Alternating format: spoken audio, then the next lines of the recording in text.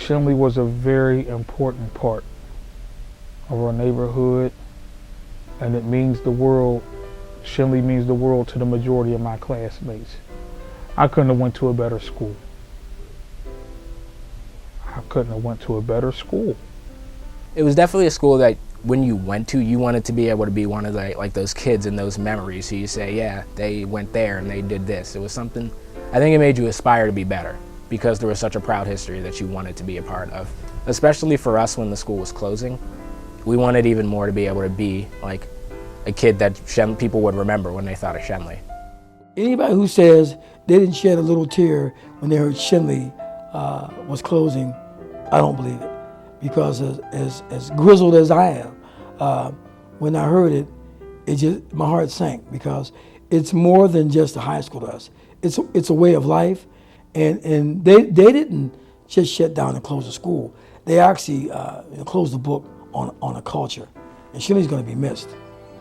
Yeah, I'd have to say it's really too good to let go. So let's reconsider this. Let's slow down. Let's think if there's anything we can do to hold on to this asset. Everyone who has been a part of Schenley, past, present, I want them to take all of that, everything they've got, take that Schenley spirit and just install it into the future generation so we can have Schenley High School, past, present, and future.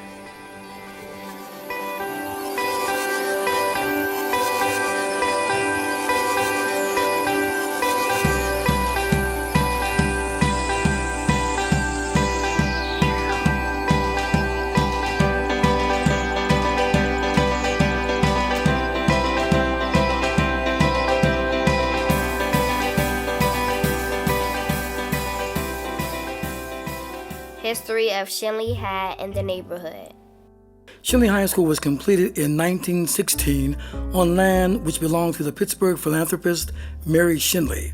The neighborhood, Schenley Farms, has since become a designated National Historic District. When it opened on October 2nd, 1916, the school was home to 1,700 students and 70 teachers. Yeah, Schenley was a neighborhood school, and we all started here on the hill, and if you went to McKelvey, Van, and Madison, you went to Heron Hill. The graduates of Heron Hill went to either Fifth Avenue or Schenley High School based on where they lived. When Brashear High School opened, Fifth Avenue High School had closed down. And back then in the Hill District, everybody wanted to go to Fifth Avenue, okay? But in 78, 79, Schenley High School won city and state in basketball. That changed everything. You wanted to go to Schenley because you wanted to go to those Schenley games. You just wanted to be a part of that. The dividing line between Schenley and Fifth was not a straight line. Whoever needed more students, they moved it back and forth. They needed more students at Brashear, they moved the line further. It used to be Kirkpatrick, then they moved it all the way up to Morgan Street. You automatically went to Schenley unless you were a couple of few that lived in that other area. You had to go to Brashear. You really didn't see those students anymore unless you went to a Schenley-Brashear basketball or football game. But I would say 75 to 80% of us went to Schenley. We all walked together, I think one of the nice things about Schenley was the physical location of Schenley, because obviously we're going to pull kids from the Hill District of Pittsburgh, as well as from areas around Oakland and other parts of the East End. So there was a kind of a nice place for neighborhoods that may not have been integrated, and often still aren't, coming together at a high school. We took in South Oakland. They drew kids from the Hill. There was people from Lawrenceville, the Strip District, all the way out to Bloomfield. East Hills. Along with the Hill District. That's a wide area. Going on a little bit of the history of the school, in the 70s, late 70s, it was pointed out that a school in the city district needed to comply with the human relations concerning racial balance. And Schenley became one of the chosen ones. and they started what they call a magnet program. Different programs brought students from all parts of the school, city, by bus. Bus passed to Schenley. Obviously, the magnet programs were designed to reintegrate the Pittsburgh Public Schools, and the idea was to have sort of alluring programs that everyone would want to go to. It became more diverse once the different type of magnets came into Schenley. IB, International Studies, and High Tech. So the International Studies magnet was the one that I was interested in, although secretly I really just wanted to go to Schenley because I had grown up with that legacy, such a big part of my life. They'd expanded more for international studies, computer technology. I was in computer technology my freshman year, so it was a nice program. A lot of home ec classes. They had a class where they had like a fast food restaurant where all the teachers went to eat and some of the students went to eat lunch there. Meals were inexpensive and they were pretty good. I took the cooking class because I didn't have to eat in the cafeteria. Right. And we would cook Food meals. service. We cooked for the teachers. So we always cooked good meals and everything else. So it made it all that much better. One of my first jobs, my food service teacher helped me get. It was just so many programs. Going to Schenley, you can't say, oh, I'm bored. There was so much to do. Notable alumni and school pride. Over its remarkable 95 years of academic history, Schenley High School has been the home of numerous notable athletes, musicians, actors, artists, and public figures. Some even defined 20th century popular culture. The number of adults that I've met in this community have come up and said, oh, I'm a Schenley High School graduate. Schenley High grads are pretty proud of being a Schenley High grad, I can tell you that. That's clear, which speaks to me a lot about a high school. Not that we all aren't, proud of the high school we graduated from, but I sense a special sense of pride of Schenley High School grads, and so clearly there's something special about Schenley. Schenley that's quite a place. That is quite a place. I mean, the history in that building. It's cool, and musically, for example, so I played bass and I played like jazz bass. And my teacher, my last year or two of doing it, I had the teacher, Dwayne Dolphin, who was, oh my gosh, she's just, was such a wonderful presence in my life. And he was a bassist who went to Schenley. Schenley for me kind of epitomizes this quality that Pittsburgh has as a city, which is that it punches above its weight, culturally speaking. I think, and I don't know what it is, but Pittsburgh seems to produce more like writers and musicians and artists per capita than it should. And Schenley, seems to be a kind of like, a microcosm of that phenomenon. We had Bob Prince, Bruno Sammartino, the Earl Garner.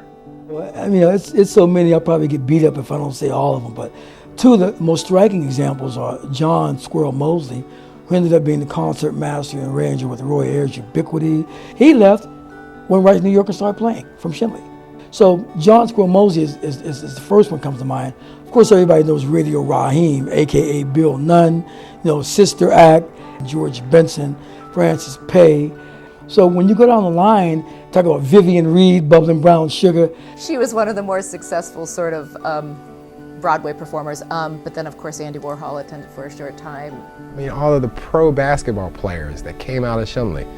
Maurice Lucas, he won the national NBA championship with the Portland Trailblazers. There was Ken Durrett, he was on that pin that I showed you. He was on the first, he was the first multi-million-dollar player in the NBA. Greg Blair Sr., better known as Booter, his son DeJuan Blair plays for the San Antonio Spurs.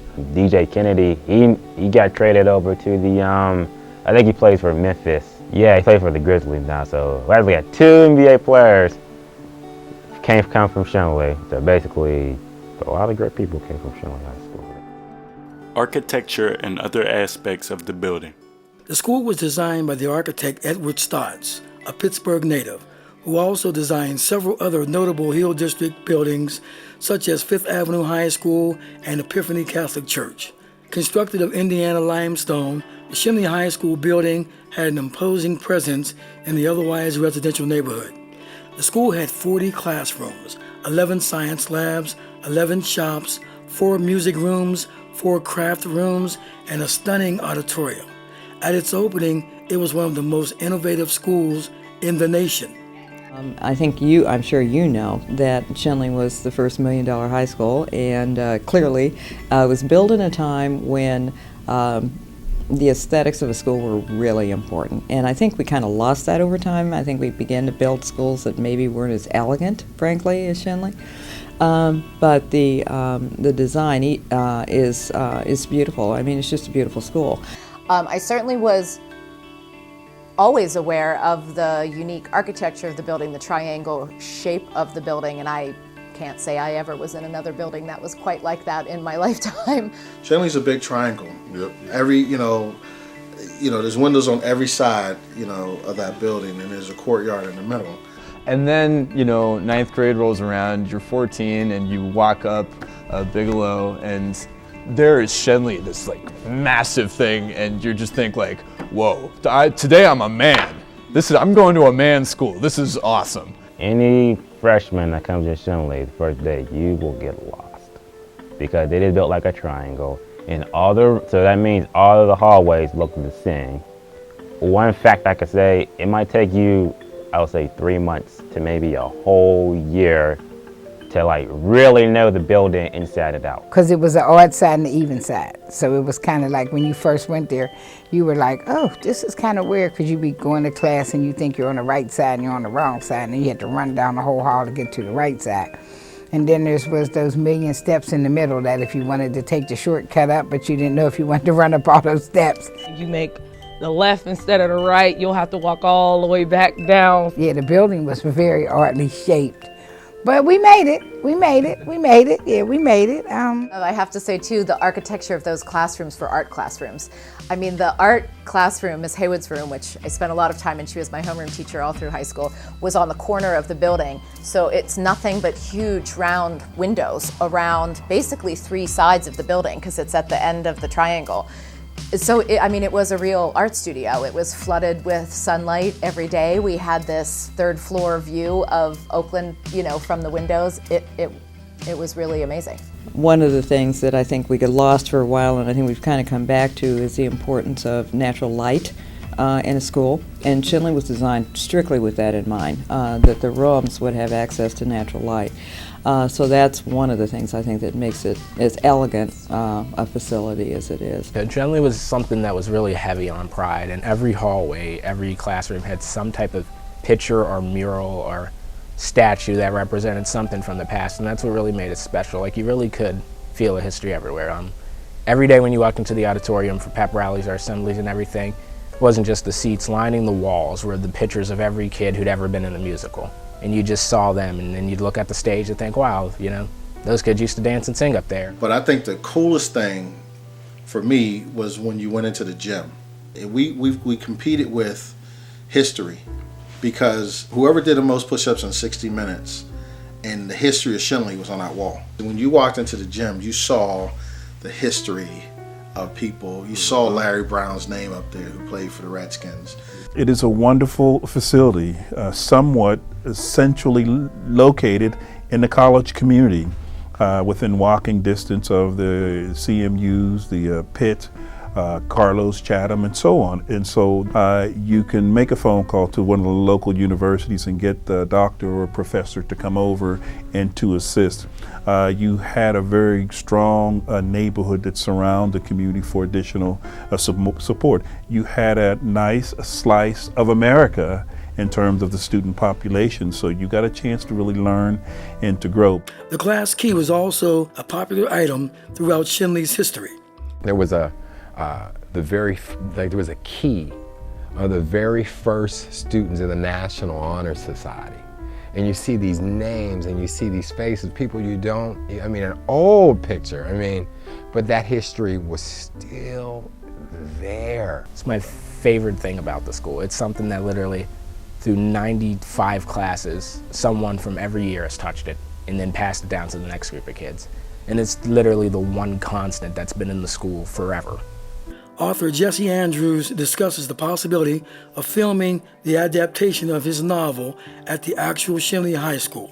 How cool would that be? It would be the perfect school for it, because it just has that look, you know. It's not like your Glee High School, which is like airbrushed and, you know, people are just bouncing through, you know, and it's not like a Glee High School in which you don't see money oozing out of every pore, you know.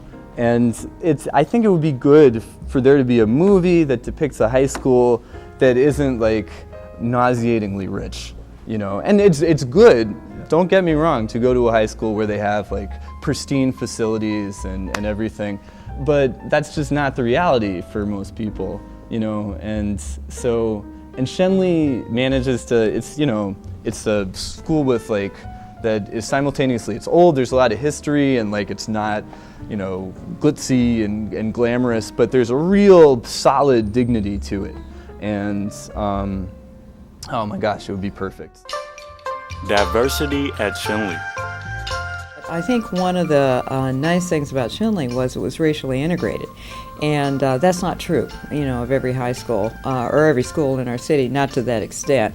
Although far more integration now than probably there was in the past. But Schenley was kind of stood out, I think, for that.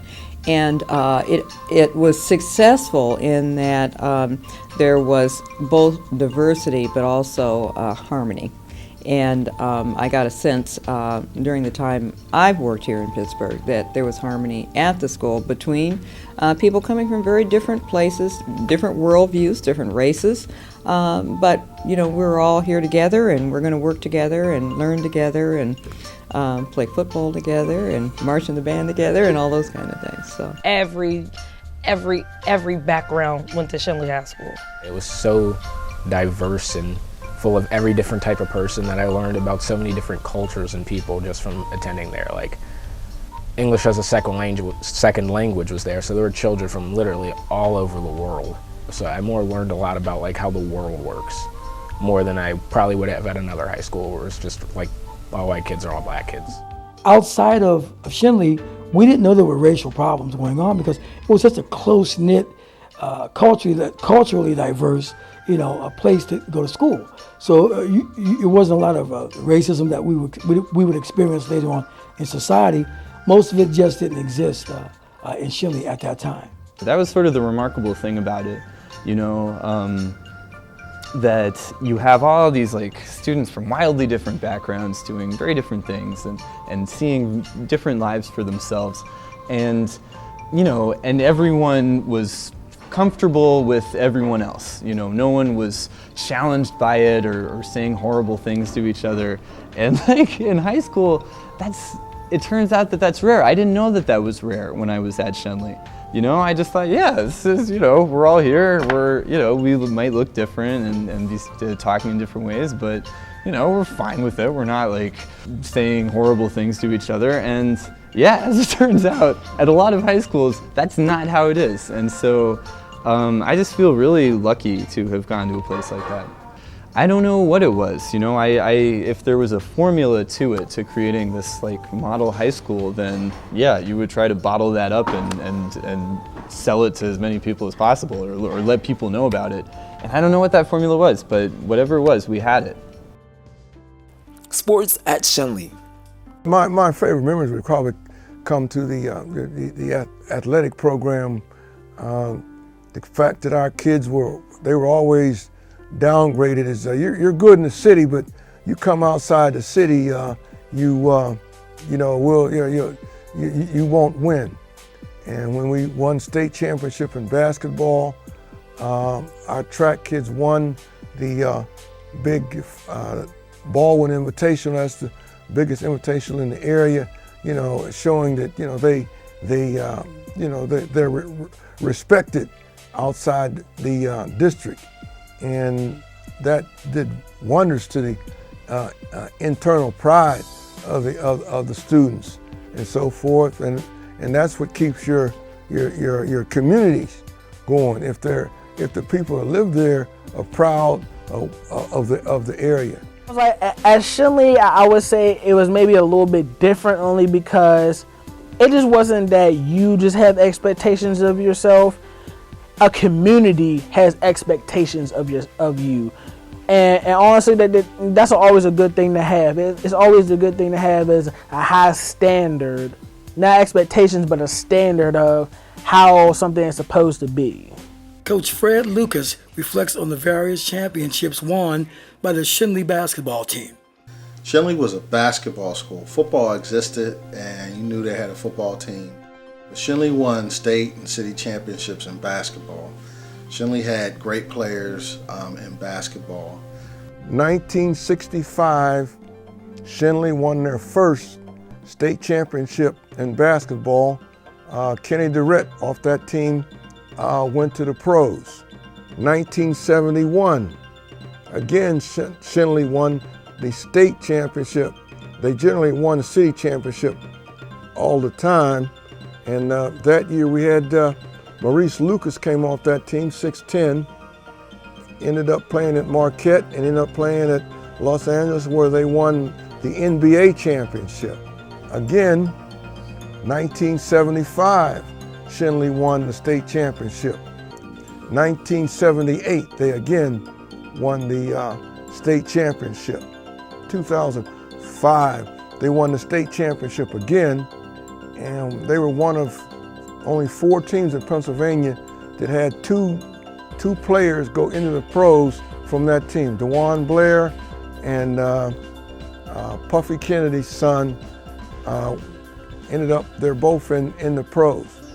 While not having as many state or city championships as their basketball team, the Schenley's football team still had their own niche in the school's history. Schenley had great players in basketball, but I'm not a basketball player. I played football, and I loved every minute of playing football at Schenley High School. When I started playing there, Schenley had they didn't have a winning history in football. But my freshman year there, we started out, we won.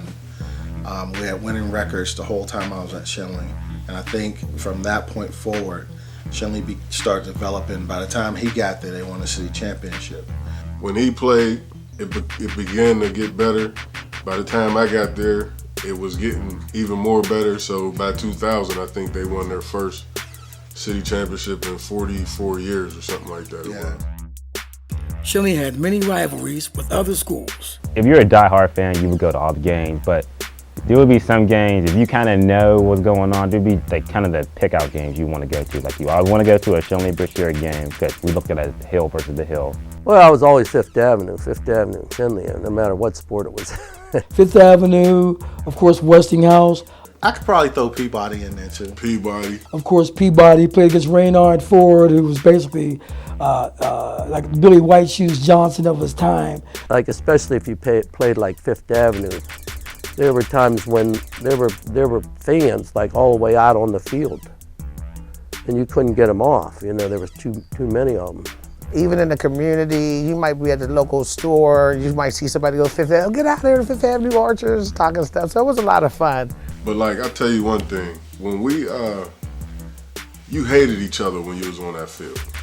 In those lines, it was, no love, especially with Westinghouse, And like you said, Brashear too. But after the season, whenever you see them at a party, whenever you see them outside of them lines, it was all love. It was just like a whole, just because you was in the city league. The Schenley musical. The musical is definitely an entity of its own. It was like, and it was truly probably after basketball, like what the school's most famous for, is that it put on really, really good high-profile musicals. So you would have all different types of kids coming to Schenley to take advantage of the high school and the magnet within it, but then there was that other part, it was that musical too. So kids were coming to Schenley for an academic, but here was a little extra thing you can do on the side, And if you decided to do that, then that means you are a Schenley kid. You are a Schenley student. The man who had directed the musicals, he directed them for 35 years. His name was Roger Babuski. And then he died, and then a Schenley alumni, Miss McCrell, she took over the musicals. And they were like, they're people who became synonymous with the musical itself. Like, you couldn't imagine it happening without Miss McCrell or Mr. B. Well, Mr. B was asked to do the first play there. Well, the first actual show was 5 on the Black Hand Side. But the first musical, I believe, was Pearly. As soon as he did that first show, I mean, he did one every year for the next 37 years, so. So when he did Pearly with a group of kids and he made these kids shine, it just kind of connected on from there. But when you get to 1978, 79, it really changed. As these kids were a lot of energy, full of rhythm, you know, and this inner beat in them that only Mr. B could hear. No one else could hear that. He could. The school won so many Gene Kelly Awards for them and had so many nominations for the musicals every year. They were definitely a step above the rest. It was 1991, I think that was the first year of the Kellys, and we went with a production of the All Night Strut, and we were up against Woodland Hills, Kappa, Montour, all those, you know, city schools, and I mean all the schools throughout the city. But Schenley, we cleaned up, and the suburban schools, they had to rethink because they spent thousands of dollars on their production. We spent a couple hundred. We won everything, and then we went back to the Kelly Awards next year. They put us in categories: middle budget, low budget, high budget. We were in the low budget. So that change made us not compete with the other suburban schools who spent all this money. So you looked at it both ways. Okay, you have this little school in the city whose talent overshined all of that money out there, Woodland Hills and Pine Richland, you know, keep them in their own group. So we beat that group. And I'm sure they keep evolving, you know, they had to keep changing it to keep it fair for everybody else, but talent is talent, you know. We stood out like a sore thumb no matter what category they put us in. So I think there was a certain amount of pride that, like, yeah, we're in the lowest budget and we do the best shows. And we did it all ourselves. I'll say it, best in the city. Yeah, definitely. Allison Mabushi's father, Roger, is credited with much of the success of the musicals at Schenley. He was the kind of leader, definitely hugely charismatic and passionate, and that was the first thing that got you know, is it was hard not to notice. And again, it was a style that I think to some people seemed tough. I mean, but just the same kind of character that when you watched Fame, the movie, when it came out, and Debbie Allen was like, here's where you start paying in sweat, you know. I mean, the arts, it takes a lot out of you, you know, you have to put a lot in. So it was tough. He was tough. His expectations were high. I really think Mr. B probably could have went to New York or Hollywood and did, because he was so good behind the scenes with everything. And like I said, if you was there to play around, you was at the wrong place. But he made it seem like, oh, this is easy for you. This should be easy for you because I see your talent. You don't see it? That's how he would react to us. And we would go, oh, no, I can't. Oh, yes, you can. Yes, you can, and you will. Watch. Go.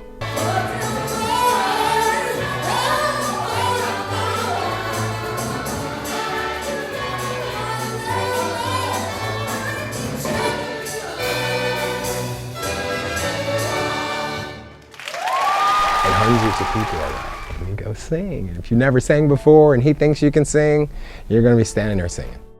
And that's just how it works. So I was hooked.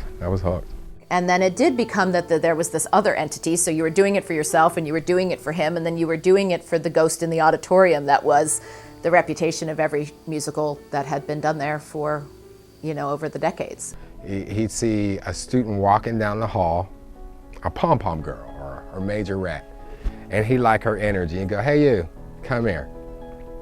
I want you to be a play, I want you to audition for this play, and and you don't know anything about a West Side Story or anything like that, but he asks you to come, and you come and you sing, and before you know it, your name is on the cast list, There's a jazz musician in Pittsburgh, Dwayne Dolphin, who is very well known for playing the bass, but actually sang, in one of the Schenley musicals, because that's how my dad, he didn't look at people like, oh, you'd be a great star and you'd be a great, he was kind of always open to anyone kind of getting up and proving their chops. And when he brought Dwayne up from the pit one day to sing one of the songs for someone who wasn't there, then he ended up being the whiz in the show. Just like you had a couple people who wanted to be dancers and actors and stuff like that, you had people who wanted to be professional football players, professional basketball players, and on down the line, scientists, doctors, lawyers, so it wasn't like there was an overabundance of actors in the school. I think, I think it was a good overall effort by everybody. There were so many different ways to be involved, regardless of kind of your God-given talent. And everybody got to feel like they could shine with their little piece of it. And ultimately, I think that was the greatest gift of the musical. While all the Schenley musicals were outstanding, certain shows stick out as particularly magical. I think everyone would agree that the first time he did The Wiz, which I believe was 85, that was when Dwayne Dolphin was The Wiz. That was a pretty amazing production. Curtain opens, music's playing, and it was a production of The Wiz. Terry Rucker, Sarah Dalton, Dwayne Dolphin, and I said, oh my God, I have to go there. I am going to Schenley. No matter what, I'm going there. I can't wait to get there. I think The Wiz, the other reason it stands out is I do believe it was the first time that we looked out of the door and saw people lined up to buy tickets going all the way around the block and all the way down Center Avenue. But it was the beginning of many sold out shows and shows where people stood in the rain online for tickets for night after night after night after night after night. Choosing the musicals was a careful undertaking. It was so much talent that it was hard to pick a musical. Like, well, what are we gonna do? Because this kid can do well in this, and we got this kid, and so we started doing like Ain't Misbehaving, to where we can showcase everybody. You're my honeysuckle. He tried to pick shows that he felt the kids could genuinely connect with, or that there was a teachable moment to learn about some particular historical time. So many of the musical reviews he did because he wanted to showcase, the music coming out of the Harlem Renaissance, or, and teach us about our roots and where music came from and where jazz came from and where this tradition or that tradition came from. So I think all of those factors sort of helped decide which shows he would do. Roger Babushi passed away in 2008, but the effect the Schenley musicals had on people's lives continues to be felt. When my father passed away, the funeral was obviously very, very difficult for me. The days that we had visitors coming into the funeral home. But I'm not just making this up. Like, I had countless people sit down with me and hold my hand and say, I didn't think I was worth anything. I didn't think I was ever going to get out of this situation or that situation. And then your dad put me in that show and let me sing that song. And I mean, it sounds corny, but I mean, it changed people's lives. And I'm not saying that was all my father, but again, I really believe in the experience of the arts to do that for people and really kind of open you up to other parts of yourself and kind of your own strengths and your own light. And there were countless people and even parents whose kids had long moved away who came to the funeral home just to tell me, if it wasn't for your dad and the musicals, my child wouldn't be there. I can't tell you, what he's done for me, that whole thing. But without Mr. B, there would be no Tony Dixon, period. He said he had told the entire audience that I was like a son to him. And I grew up without a father, an older brother who was a positive role model for me. But my teacher said that I was like a son to him. Well, you could have gotten another 20 more years out of me for that one, As an expression of our appreciation to this man who embroils the definition of teacher in the true sense of the word, Now therefore be resolved that I, Bob O'Connor, Mayor of the City of Pittsburgh, does hereby proclaim May 6, 2006 is Roger Bushey Day in the City of Pittsburgh.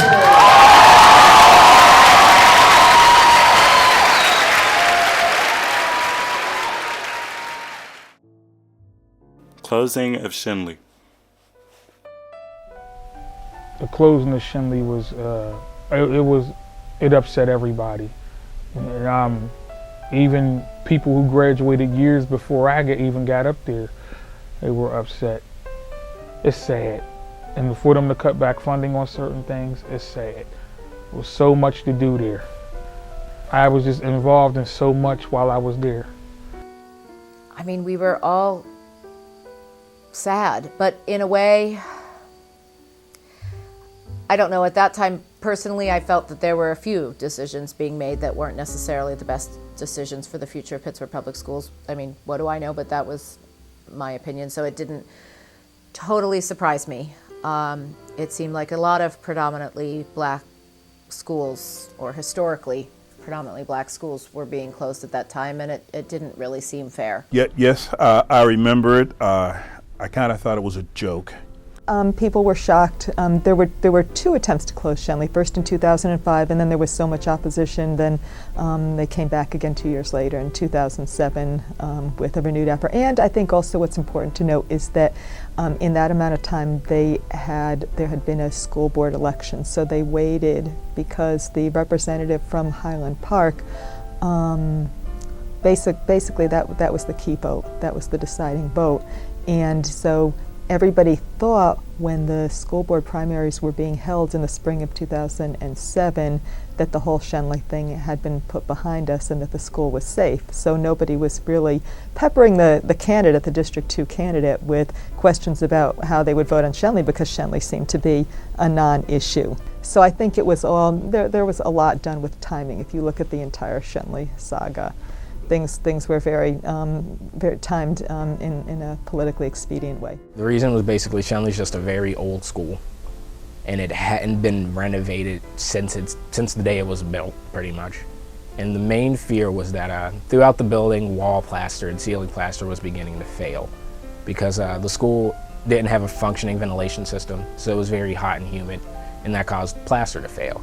And the main fear that closed the school was that there was fear that the plaster would contain asbestos, which of course, even though then it was put in with the best of intentions, today we know it's a cancer-causing material that was built into walls and ceilings. So there was a heavy fear that asbestos could be released into the air if wall and ceiling plaster continued to fail.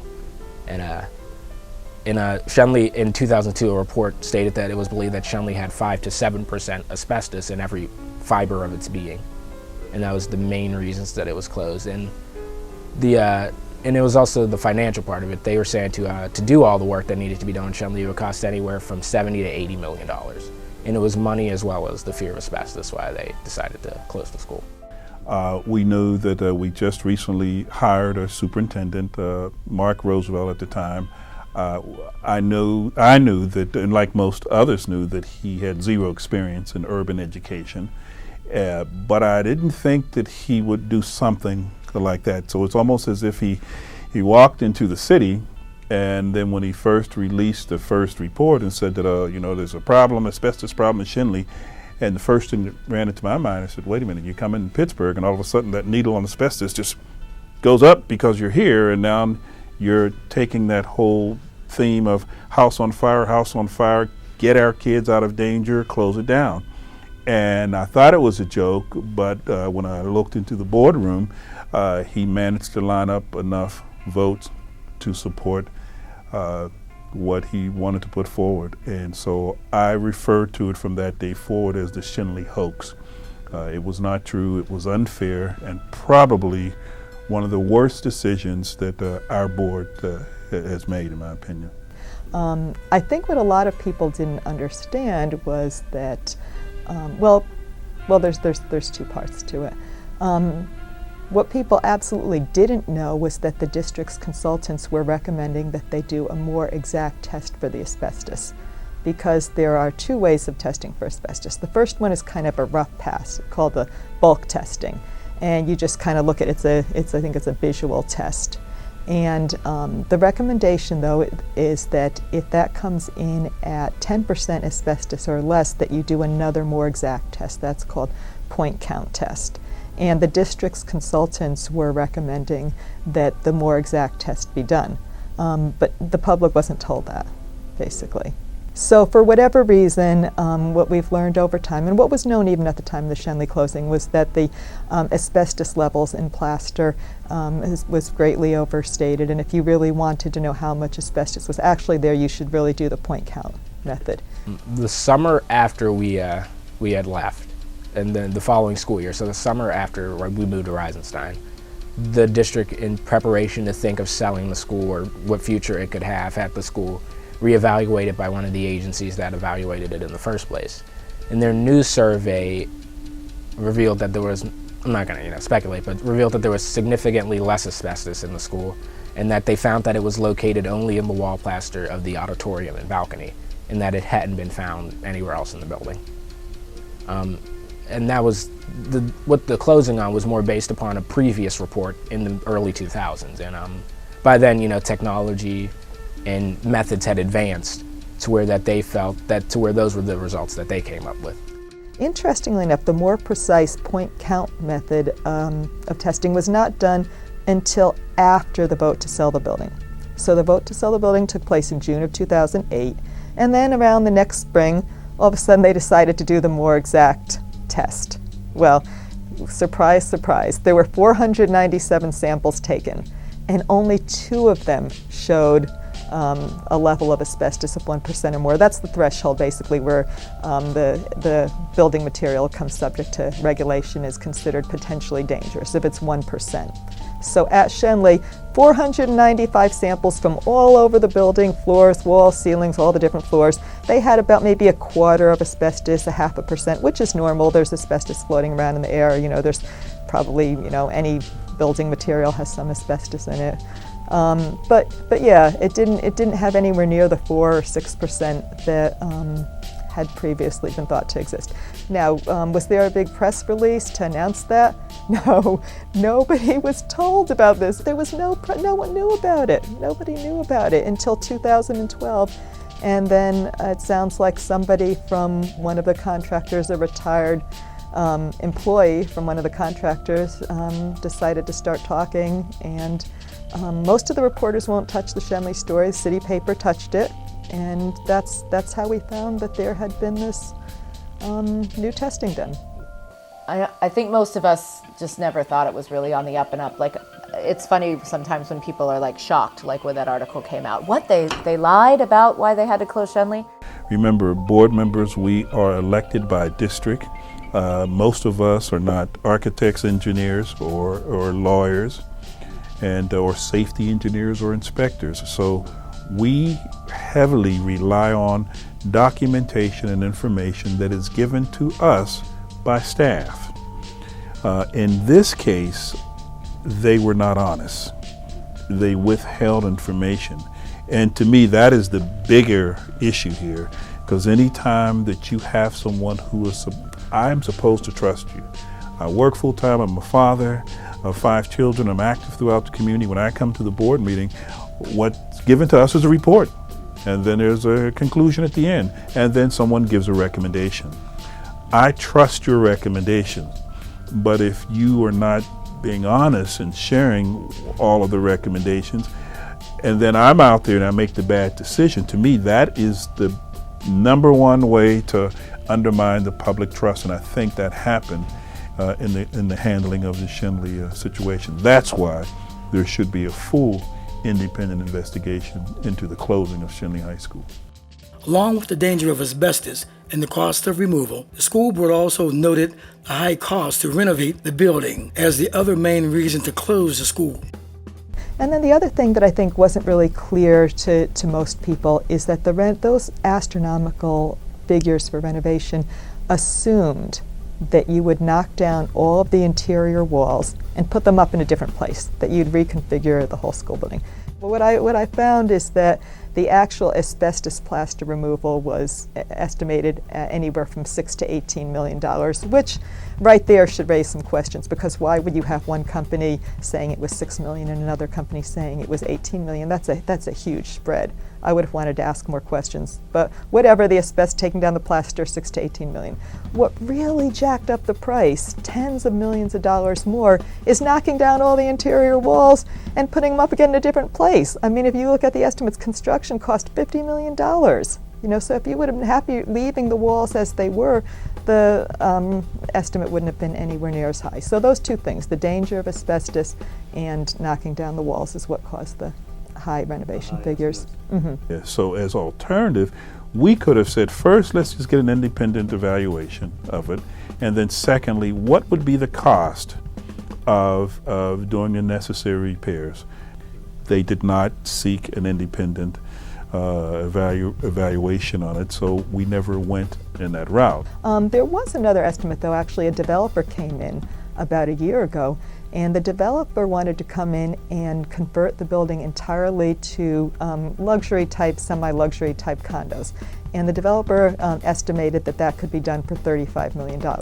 So right there you have to stop and wonder, you know, if you can put the building to an entirely different use, and this is just, I don't know how many units, I forget how many units, but kitchens, bathrooms, everything, you know, entirely new use for $30 million, then why would it have taken $60, $70, $80 million just to reuse it as a school? Well, of course, I think now we know the reason. The reason is that if you're going to knock down all the walls and put them back up again, it's expensive. The developers, I don't think, were planning to do anything like that.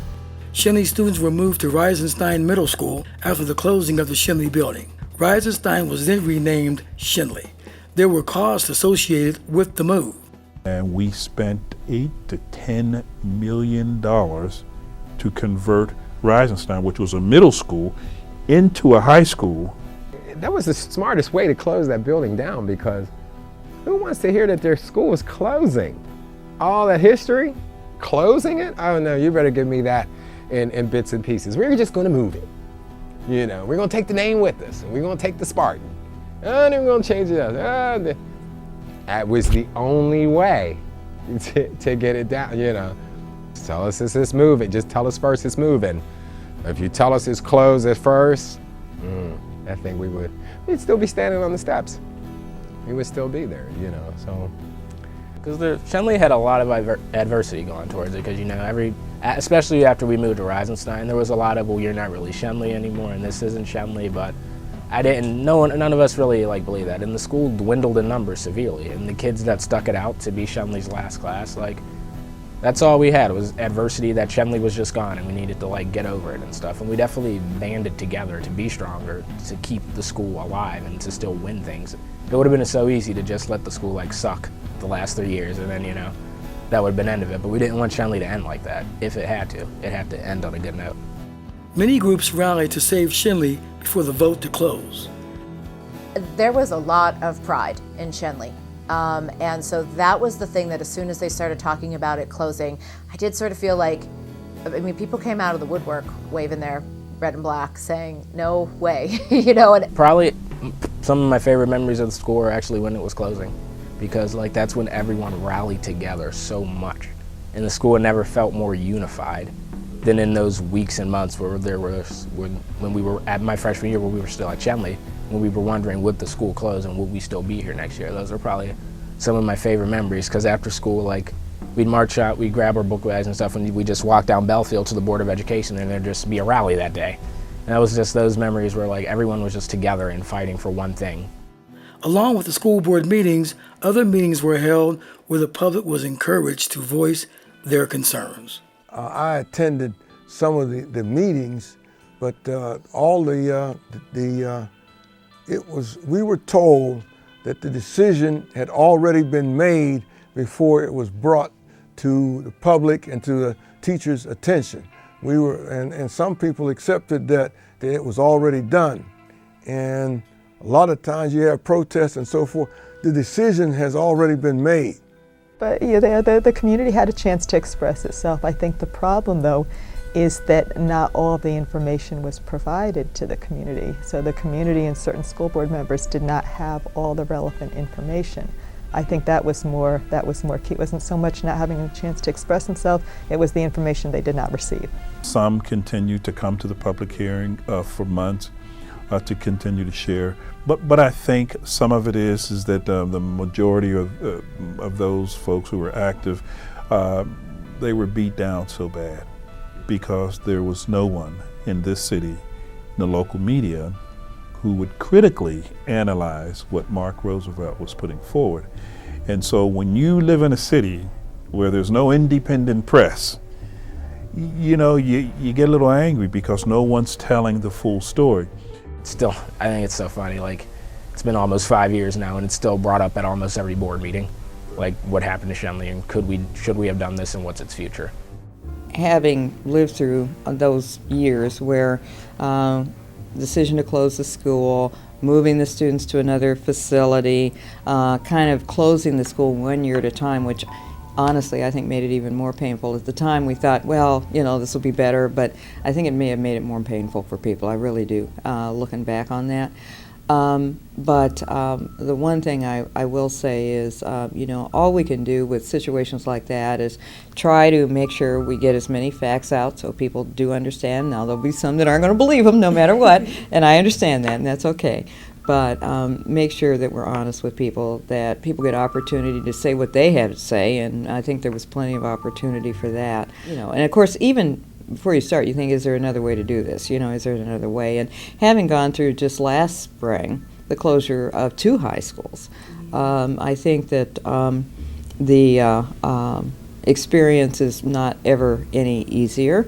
And we understand how painful it is for not only the alums, but as well as the students that are currently there, and being very sensitive to that, I think, is extremely important. It's unfortunate it ever has to happen, but in a district like ours, there are a number of factors that, you know, have resulted in closures of schools, and declining enrollment being part of it, and a big part of it, frankly. So as I said, it's just really hard, and I think we do it when we have to, but certainly I don't think anybody wants to. There's nothing I want more than for Schenley High School to be Schenley again, and, you know, to still have an alma mater and to still cheer for him at basketball games and stuff. That's truly what I want, to have kids have that experience again, because it's seriously lacking these days in the schools, this Schenley thing that was. All schools have a history to it. You ever heard of the phrase, oh, you had to be there? You had to be there. You had to be there. You had to experience for yourself. Look, it's common knowledge, you know, that they're just everywhere in the country, budgets are being crunched and they're being hacked to bits. And yeah, I think we all understand that. But so the mathematics is a complicated one, because on the one hand you have the numbers associated with the budgets and the shortfalls that have to be closed up. And yet the calculus required here balances that on the one hand with what Schenley meant to Pittsburgh, to the students who went there who are now alumni, and to all the students in the future who could go there, you know, and who will have to go somewhere else. And they'll go somewhere fine maybe, but you know, there was just this ineffable quality to the school. It taught me that excellence didn't recognize color, gender, age, race, you know, culture. You know, success can be recognized just by effort and hard work. If there was any school that epitomized the American ideal and the American dream, it had to be Schenley High School. I think it should be remembered as an educational institution, an institution where a lot of people who still live in Pittsburgh and probably are all over the country now got a good education and are going on and doing big things like you're going to be doing. And so I think that you know, that's what schools are for. And so I think that's what any school, you know, I think if schools were living, I think that they would say that's what we want to be remembered for, is having educated young people well. I would say don't make it into cool-offs. We don't need any more of those. And I would just, I hope that whatever it becomes, it is corny to go back, and I didn't think of it even before this interview, but you know, the go forth and serve motto there, I mean, it should serve the community that it's in. You know, some schools have it, and some schools don't. And Schenley had it. It's just that simple, and everyone who went there knows it. You know, that's why the response to Schenley's closing has been so impassioned, because we all know what we got out of it. You know, we got to make friends that we never would have made, and to understand each other in ways that we, you know, probably would not have if we had gone to more conventional high schools. And the value of that cannot be quantified, and it certainly cannot be overstated. You know, that's how we're going to make cities work, by understanding each other and by working together and growing up together. And Schenley allowed us to do that. You know, I don't know if whatever will replace it will provide that same service to the community, but I don't see how it could be Schenley's equal.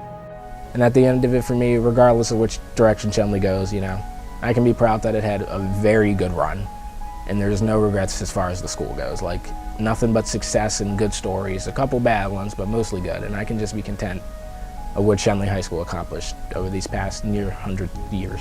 Go Schenley, go. Yeah, you know, all day. Pride. Spartan spirit is alive and well. That's all I can say. I keep telling you, I come from that Schenley spirit, that Schenley experience. That's never going to happen no more, because Schenley is just gone now. It's just erased from the city of Pittsburgh, but never from our hearts. We're always going to remember Schenley.